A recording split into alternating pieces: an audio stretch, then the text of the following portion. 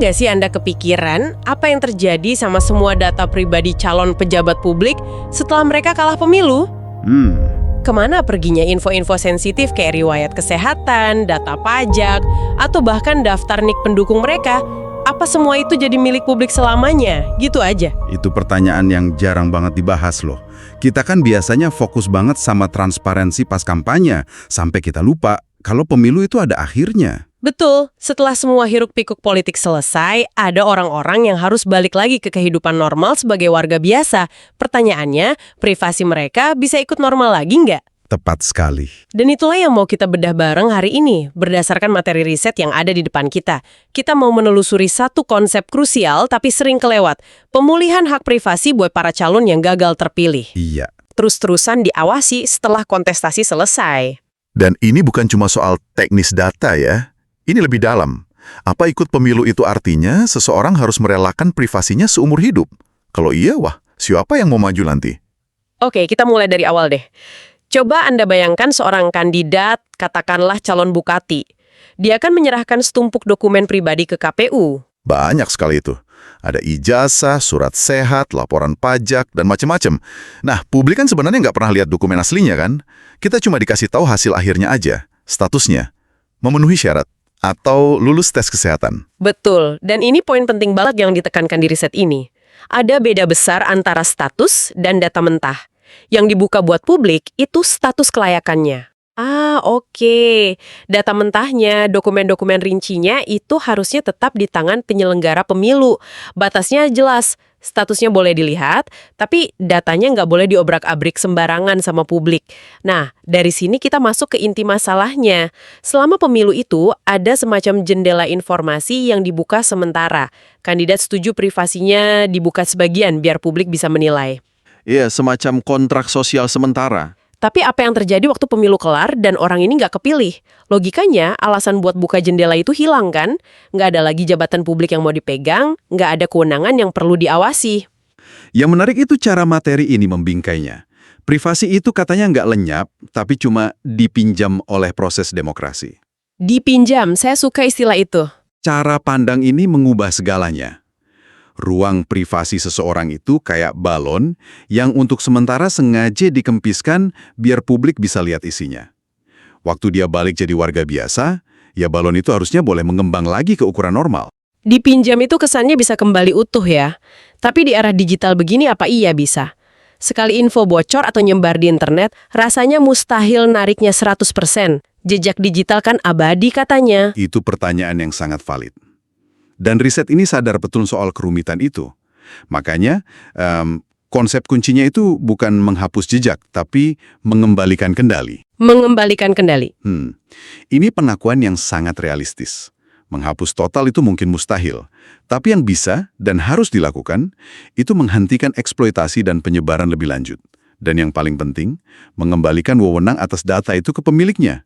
Biar pencalonan di masa lalu nggak jadi semacam hukuman digital seumur hidup. Oke, jadi fokusnya di kendali. Kalau gitu wujud nyata dari mengembalikan kendali ini gimana? Langkah praktis apa yang harus dilakuin katakanlah oleh KPU setelah pemenang pemilu ditetapkan? Materi ini merinci beberapa tindakan konkret. Pertama, stop semua pemrosesan data di luar tujuan awalnya yaitu verifikasi pemilu. Jadi, data itu nggak boleh lagi dipakai buat riset atau analisis tanpa izin baru. Oke. Kedua, aktif menolak permintaan akses data yang udah nggak relevan.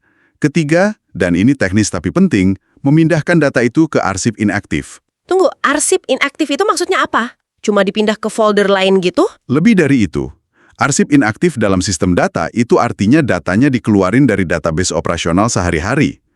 Buat buka lagi, butuh otorisasi khusus, ada jejak audit yang ketat.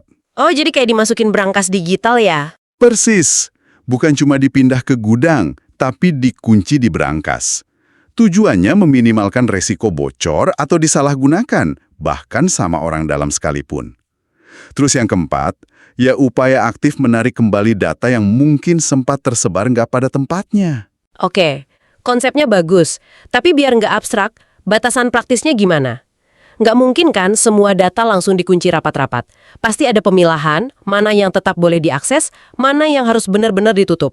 Nah, riset ini membaginya jadi 3 kategori yang gampang dipahami. Pertama, ada info yang memang tetap terbuka. Ini informasi yang dari sananya udah publik dan nggak terkait langsung sama data pemilu. Contoh paling gampang, ya putusan pengadilan pidana yang sudah inkrah. Loh, kenapa ini dibedakan? Bukannya itu juga data pribadi yang sensitif? Karena sumber kewajiban keterbukaannya bukan proses pemilu, tapi proses hukum. Dan proses hukum itu kan pada dasarnya transparan. Putusan pengadilan itu dokumen publik, terlepas seseorang nyalon atau enggak, jadi statusnya nggak berubah. Oh, masuk akal, masuk akal. Terus kategori kedua pasti kebalikannya. Betul, informasi yang tetap tertutup. Ini data paling sensitif yang bahkan pas kampanye pun nggak pernah dibuka buat umum. Contohnya, rekam medis rinci, nomor identitas pribadi kayak NIK atau nomor paspor, dokumen pajak detail, data keluarga, dan yang sangat krusial, data NIK para pendukung. Poin soal NIK pendukung ini penting banget. Kita tahu kan data KTP sering disalahgunakan buat pinjol atau penipuan. Tepat, melindungi data pendukung ini sama pentingnya dengan melindungi data kandidatnya. Partisipasi mereka di demokrasi nggak boleh berbuah risiko pencurian identitasnya. Oke, jadi kita punya yang hitam dan putihnya, yang tetap terbuka dan tetap tertutup. Tapi di urusan begini, pasti ada area abu-abunya kan? Gimana dengan, katakanlah, laporan dana kampanye yang ternyata lagi diaudit karena ada dugaan pelanggaran? Nah, ini dia kategori ketiga, wilayah yang bergantung pada keadaan. Disinilah konsep kepentingan publik yang masih hidup jadi kuncinya. Kepentingan publik yang masih hidup. Akses terhadap data di wilayah ini tergantung apakah masih ada proses hukum atau audit yang sah dan lagi berjalan. Contohnya yaitu laporan dana kampanye yang diaudit BPK atau dokumen sengketa pemilu di MK. Jadi selama proses itu jalan, datanya boleh diakses pihak berwenang atau bahkan publik dalam konteks tertentu, gitu ya? Benar. Kuncinya di frasa masih hidup itu. Artinya kebutuhan aksesnya nyata, spesifik, dan terikat waktu. Bukan cuma karena rasa ingin tahu.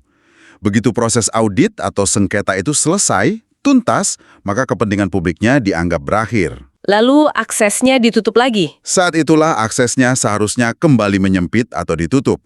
Ini mekanisme yang dinamis, bukan statis. Oke, saya coba pakai contoh. Jadi kalau audit dana kampanye seorang calon yang kalah selesai bulan Juni, maka di bulan Juli seorang jurnalis nggak bisa lagi minta data rinciannya dengan alasan transparansi pemilu. Gitu logikanya. Persis seperti itu. Tujuannya sudah tercapai, aksesnya berhenti. Batasannya jadi sangat logis. Oke, itu semua untuk data yang masih di dalam kendali negara, di brankas digitalnya KPU. Tapi masalah terbesarnya kan seringkali data itu udah kayak kuda lepas. Udah bocor, jadi gorengan di medsos, atau dikutip di artikel berita online. Gimana kita bisa mengembalikan kendali atas sesuatu yang udah tersebar liar? Ini bagian paling menantang, dan riset ini jujur mengakui kesulitannya. Pendekatan yang diusulkan itu kendali ulang, yang sifatnya pragmatis. Ada kutipan di dalamnya yang pas banget. Sekali data terlihat publik, memang tidak bisa ditarik dari kepala orang. Artinya, kita nggak bisa bikin orang lupa. Realistis sekali. Jadi kalau nggak bisa ditarik, apa aja senjata yang ada? Apa kita pasrah aja? Tentu nggak. Kendali ulang ini punya beberapa instrumen. Paling dasar ya, minta penghapusan dari situs resmi pemerintah. Lalu, ada upaya take down dari platform digital, kayak medsos, kalau penyebarannya melanggar aturan, misalnya masuk kategori doxing. Bisa juga minta diindeks dari Google kan, biar nggak gampang muncul pas dicari. Betul. Dan ada satu lagi yang menarik, yaitu menerbitkan klarifikasi. Nah, ini menarik. Maksudnya gimana? Karena kadang data yang beredar itu sendiri nggak salah, tapi disajikan tanpa konteks, jadi menciptakan persepsi negatif. Misalnya, data utang kampanye ditampilkan tanpa penjelasan kalau utang itu udah lunas sesuai audit. Dengan menerbitkan klarifikasi resmi, negara atau individu itu bisa meluruskan narasinya. Tapi bukannya klarifikasi gitu beresiko mancing keributan baru. Bisa-bisa isunya malah viral lagi, yang disebut Streisand Effect itu. Risiko itu absolut ada. Makanya ini sebuah kalkulasi strategis. Mana yang lebih merusak jangka panjang? Info salah yang terus beredar diam-diam, atau risiko perhatian sesaat dari klarifikasi tapi setelah itu konteksnya lurus? Nggak ada jawaban gampang, tapi setidaknya ini sebuah alat yang tersedia. Jadi kendali ulang bukan cuma soal menghapus, tapi juga mengelola narasi. Mendengar ini semua, rasanya upaya kendali ulang ini bukan sesuatu yang bisa dilakukan individu sendirian ya. Ini pasti butuh peran negara ya. 100%. Salah satu argumen terkuat di materi ini adalah penegasan bahwa pemilu itu bukan transaksi sukarela antara individu dengan publik. Bukan kayak selebriti yang milih bagi-bagi info di Instagram. Tepat. Ini adalah proses negara. Calon menyerahkan data mereka kepada negara, dalam hal ini KPU, sebagai bagian dari kewajiban hukum. Artinya, karena negara yang minta, negaralah yang harus menjamin keamanannya dari awal sampai akhir. Begitu dong? Persis. Kewajiban negara itu jelas. Ketika seorang calon nggak terpilih, negara wajib stop pemrosesan data yang nggak sah, memastikan data itu nggak jadi beban seumur hidup, dan aktif menegakkan lagi batas privasi. Ada analogi yang kuat sekali di sini. Negara harus menutup tirai yang pernah dibuka demi pemilu. Menutup tirai. Wah, itu gambaran yang kuat sekali. Negara yang minta tirai itu dibuka untuk pertunjukan demokrasi, ya negaralah yang harus menutupnya lagi setelah pertunjukan selesai. Tanggung jawabnya ada pada sistem, bukan dibebankan ke individunya. Dan ini penting, biar orang-orang berkualitas nggak takut masuk politik. Bayangkan aja seorang guru di kota kecil mau berbuat baik, nyalon jadi bupati. Dia kalah. 5 tahun kemudian, dia mau daftar jadi kepala sekolah. Tiba-tiba panel wawancara nemu artikel lama yang ngutip data keuangannya secara keliru. Dan itu merusak kesempatannya. Itulah beban seumur hidup yang mau dicegah. Oke, jadi kalau kita rangkum, kesimpulan utamanya jelas banget. Hak privasi seorang calon itu nggak hilang selamanya. Hak itu cuma dipinjam mengecil sementara buat demokrasi, terus harus dikembalikan lagi saat prosesnya selesai dan dia nggak terpilih. Benar. Keterbukaan saat pemilu itu situasional, privasi setelahnya itu kondisi normal. Dua sisi dari mata uang yang sama dalam demokrasi yang sehat. Ada 2 kutipan penutup dari materi ini yang rasanya pas banget. Pertama, transparansi itu penting.